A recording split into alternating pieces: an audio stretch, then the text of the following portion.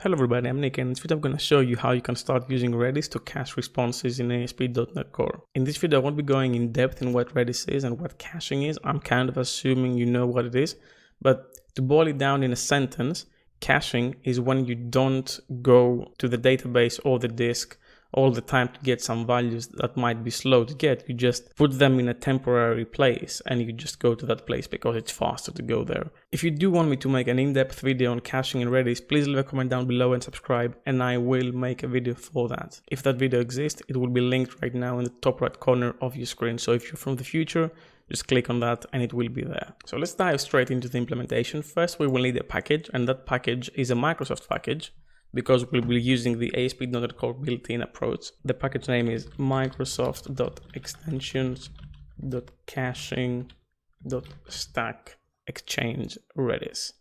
So I'll be adding that into my project. And what this project adds is the distributed cache interface. But even though that interface exists, we will make our own interface to wrap around that, because we don't want all the features, we want some of the features. So what I'm gonna do now is I'm gonna say response cache service, and we will need the implementation of that as well. So let me just copy that because I'm lazy, and I'm gonna do that. I'm gonna say response cache service, and we have our service, and I will need to create a new installer, and this will be the cache installer. So cache installer. If you don't know why we're doing this installer approach instead of adding it in the startup, you will find the link right now in the top right corner of your screen. Go watch that video. But essentially we're splitting it in different classes, so we don't have it cluttered in a single file. So that is here, and it's very easy to set up. We can just say var Redis cache settings, and this class doesn't exist, but we will make it because we will need some settings. So Redis cache settings. I won't be using the built-in options one. We're gonna make our own. I'm gonna say configuration.get section, and we're gonna use that name of Redis cache settings. This is what the name of the object will be in our app settings.json. I'm gonna add it right away. So bind this Redis cache settings, and then add it as a singleton in case we need to inject it anywhere. So add singleton Redis cache settings. I'm gonna go ahead and make this class. I'm gonna make a cache folder here. So directory, cache directory created, and I'm gonna say new class Redis cache service. And what we're gonna add here is just a few properties. We're gonna add a boolean, and we're gonna say enabled. So whether, if I could type it properly, yeah. And this indicates whether Redis cache is enabled or not. And we also gonna add the Redis cache connection string. So I'm gonna name it connection string. So that's here. Let's import it. So we have that. And let's go ahead and say if Redis cache settings is not enabled, then return at this point, because we don't want you to do anything else. If it is, then we're gonna use that extension method that this package we just added gives us, and that is the add stack exchange Redis cache. And we're gonna say options, and then options.configuration equals Redis cache dot connection string. And on top of that, we're gonna register the interface and the service we just created. So add singleton response cache service, and then response cache service. And that's it in terms of DI stuff. So we can close that now. I do need to create these in the app settings. So let me just do that real quick. I'm gonna make an object called Redis cache settings. And then this object has two properties, a boolean called enabled, and that will be true, and a connection string, and that will be localhost. That's all you need. There's no keys or whatever. This just indicates where the server lives. So there's that. Now let me just go to the controller and take a look there. and see what we want to cache. I'm going to use the post controller as an example. So you don't want to cache the responses of update or delete or create, because these responses just dynamic. It depends on the thing you just manipulated. But get, for example, like get all or get a specific one by ID, those ones can be cached, especially in a blogging platform, because those blogs or posts don't change so regularly. So you can just go get them from any memory cache, distributed memory cache, than the database over and over again and putting the stress in the database. You just put it in a thing that can cope with it way easier. So those two endpoints are the ones we will be caching. Now, there are many ways to go about this. The one I will go is using an attribute. And this is very similar to how we did API key implementation. You'll find a card for that as well. It was the previous video. At this point, I can actually show you how this will look like. So I can just pretend I have an attribute called cached, and then it will accept the minutes we want this to be cached for. So in this scenario, in fact, you can actually go lower. You can just use seconds. So in this scenario, we're going to cache it for like 10 minutes. So 600 seconds. And I'm going to go ahead and do the same for the get all one. And now in the cache folder, we're going to create a new attribute called cached attribute. And this attribute will need to extend the attribute class to be used as an attribute, of course, and also the iasync action filter, which gives it the filter, the middleware type of functionality. And as we said before, we need to change this to async. We don't need to, but we are going to, because we need to await stuff. And the way this works is we have the before. So as the thing is coming in the middleware, you have stuff you can do to the request before it actually goes to the next middleware. And then you can say next, and this is where it's being moved to the next middleware, in this case the controller. And then you have the after. We will need to do stuff, I think, in both before and after. Yeah, it's both before and after. So I'll show you how also middleware works in this scenario where you manipulate the request before it goes to the controller and after it went to the controller. Before I show you that, I should also restrict its usage. So the attribute usage should only be able to be used on the class level and the method level. And what we also need is a private read-only int, and that's the time to live seconds. And that's for how many seconds the request will actually be cached in Redis Cache. And we're gonna initialize that from the constructor.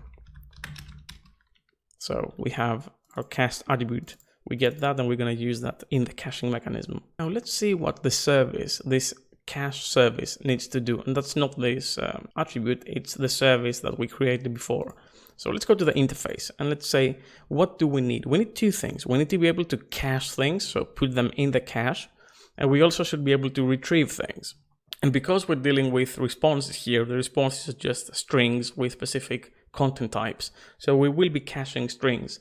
Redis ultimately accepts bytes, but we'll be converting that. So I'm going to create a task. And I'm going to say cache response async.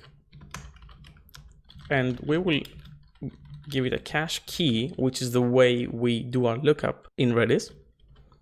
And then an object, so the response object, and also a time span, and this is the time to live.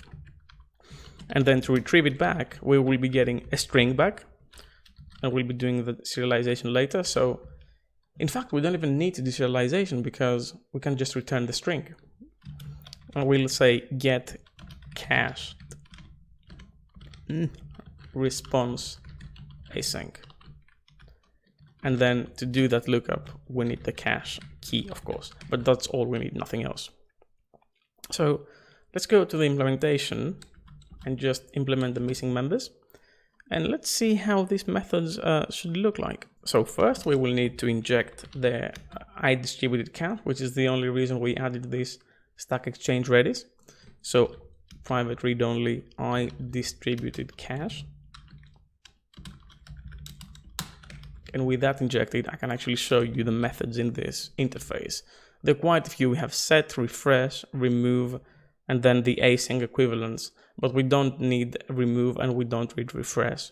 So we'll only expose a friendly API for our attribute, not this very generalized I at distributed cache. So let's see how the caching would look like taking the response and putting it in the cache as a string.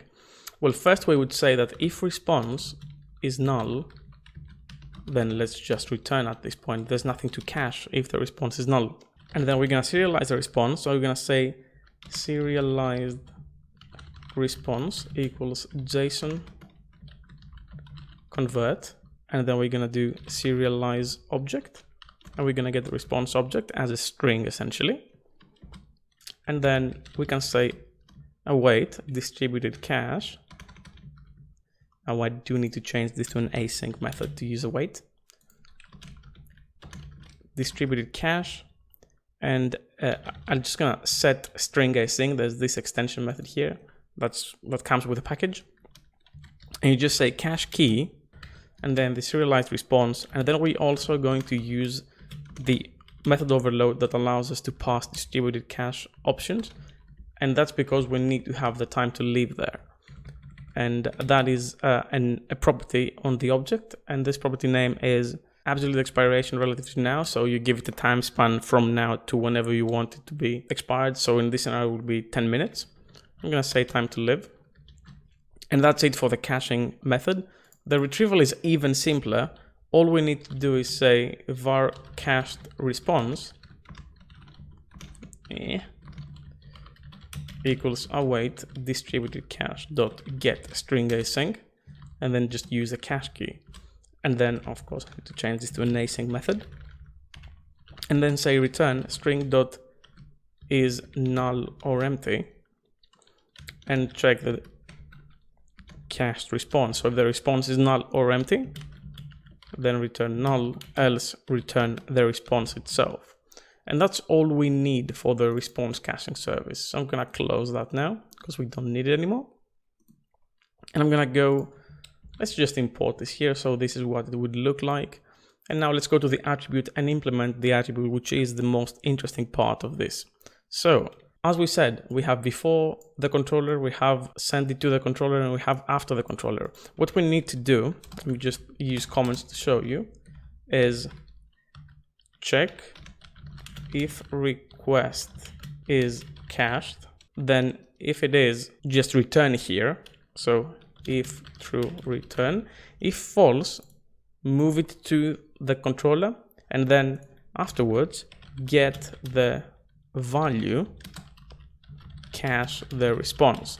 So essentially what this does is the first request will be cached, and then any other request for this specific thing will be retrieved from the cache for the next 10 minutes. And then another request will cache it again, and it goes on, and we only hit the database once instead of hitting it on every single request. So that's what it is. So the first thing we need to do is we need to see if caching is actually enabled. So the attribute might be there, but you might have turned off caching. You don't want to use it. So we're going to get the cache settings, and we're going to say context.http context.request services.get required service.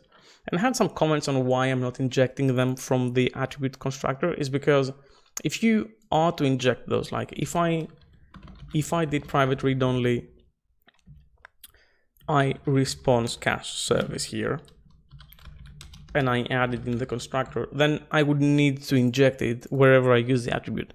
The problem with that is that you cannot use the object here because it's just not allowed. So I wouldn't be able to do that. I'm getting it from the request, which is still coming from the DI container using all the lifetimes you've set. It's just not injected. This makes testability a bit trickier. But again, as I said in the previous video, I will show you how we can unit test all of that in the future. So subscribe. So I will need this response service. In fact, at this point, I will actually need the Redis Cache settings, but I will do need the service itself.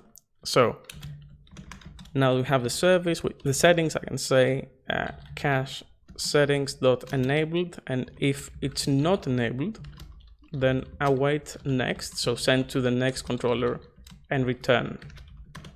In fact, it's the next middleware. But if that checks out, then we can get the cache service. And again, we can do that from the same way. Let me just copy that. and say I response cache service. So we have our cache service here, and what we do need at this point to identify each request as unique is a cache key. Remember, I'm only doing this for get endpoints. So what I'm gonna do is I'm gonna get the actual URL of the endpoint, and then I'm gonna get the query string parameters. I'm gonna order them by name, and I'm gonna use that as a cache key. The reason why I'm doing the ordering is because if they come out of order, you wouldn't wanna cache this as a different thing. It's the same thing. So let's see in practice how this looks like. We have a var cache key, and this will be coming from a method called generate cache key from request. And I'm gonna use the request from the HTTP context, and let's create this method here in this class. So what this returns is a string, and let's see how the implementation looks like.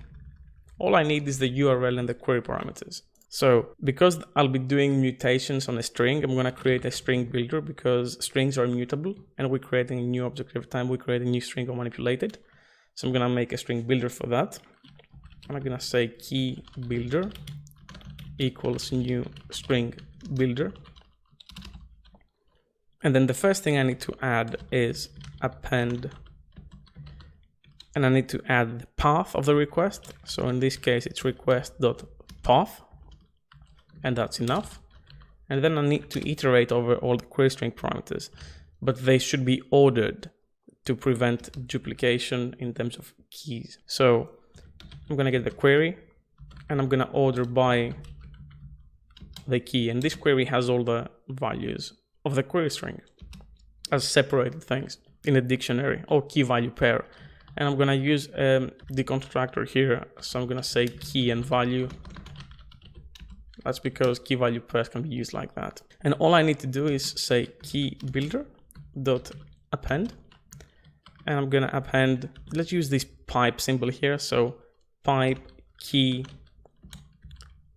and then hyphen value. There's no reason why you should follow this approach. It's just you need to somehow separate them and make it readable as well. So I think this works.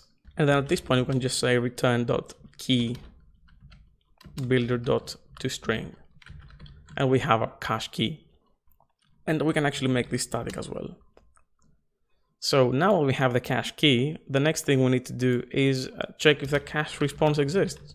So cached response equals await cache service dot get cached response async using that key, and we need to do a check. We need to say if string is not null or empty and that string is a cached response, then we need to essentially return it. How do you return from here? Well, first we create a content result, because you need to return some type of result, and because it's a string, it's not an object, we need to do this manually. So content result, and there's three things you need to set here. Oh, by the way, I should also mention that we only do that for get endpoints that return request 200. If you need to use it somewhere else, please modify it yourself. I won't be showing that. I will only be showing for 200. So at this point, we have the content, which is the cached response. Then we have the content type, which in this scenario it's a REST API, we're returning JSON. So I'll say application JSON. And last but not least, the status code. Of course, you could cache all those values if you really wanted to in your cache object. I won't be doing that, but if you need to make it flexible, it would be a good idea to cache everything. And to return, we need to say context.result equals our content result. And this will use the response from Redis and then return it to the user. Now, let's see what happens next. If it's not in the cache, it will go and get it from the controller. But then we want to cache it so that other requests get it from the cache. So I'm going to say var executed context equals whatever comes from the controller's manipulation. I'm going to delete that, and I'm going to say if executed context dot result is OK object result, and we're going to extract that as an OK object result, then just cache it. So how do we do that? We say cache service dot cache response async. We're gonna use the cache key we already created, and we're gonna say, okay, object result dot value, and then the time span will be not 0. It will be coming from seconds, and it's coming from the time to live in seconds. The reason why we have a time to live is because we want our cached value to expire if a specific time is passed. Now, there are scenarios where you never expire it and you update it reactively whenever the user updates the post. You can do that as well. I'm just showing you a very generalized way of doing this. But this is everything we need to get this working. Now, on top of that, we also need a Redis cache running. So I will run it in Docker. And that's the command, it's docker run. I'm gonna specify the port I want it. That's the default port, and then Redis. So let's just run that. And you can see that it's running because I'm using this, here we go. I'm using this browsing tool called Redis Desktop Manager. And you can see all the 16 databases of Redis here. By default, it's using the 01, which is the default. So that's the one our API will be using. And let's run the API and see what happens. So I have a key already, so I'm going to use that to authenticate. And now I should be able to get all the posts. Now let's see that our Redis cache is empty. Again, I'm refreshing, there's nothing in the cache. But now when I do execute, see, I get this value, but if I refresh that, you can see that we have the data cached here, and that's everything, that's a response. So if I run it again, you can see it's coming again with all the content types and the response types and everything, and as many times as I click it. And this is now coming from the cache, it's not actually hitting the database. And I can show you that in the console, because if I expand that, you can see that the first request is going to the database to get the post here, but anything after that is not calling it, even though it's the same endpoint. What you can also see is that from the first call that goes to the database. Now, this is a bit exaggerated because it's the first call to the database, so it would be quite long. But normally you'd find this request returned around 40 milliseconds or 30 to 40 milliseconds. Now the time is more like 10, 8, 12. So it really cuts down the time it takes to do those calls if you cache them in Redis. Last but not least, I will show you also how to add this in your Docker Compose, because now your API needs it. It's very, very simple. So if I just do Docker Compose here, let's just add it. First, we need to say that our main API depends on Redis. So I'm going to put Redis here. And then I'm going to say Redis, which is the container. The image name is, of course, Redis. Then I can also say container name, again, Redis. And ports, I'll use the default, but you can change them if you want to. So 63, 79 for both. So this is all I had to show you for today. Leave a like if you like this video, subscribe for more content like this, and I'll see you in the next video. Keep coding.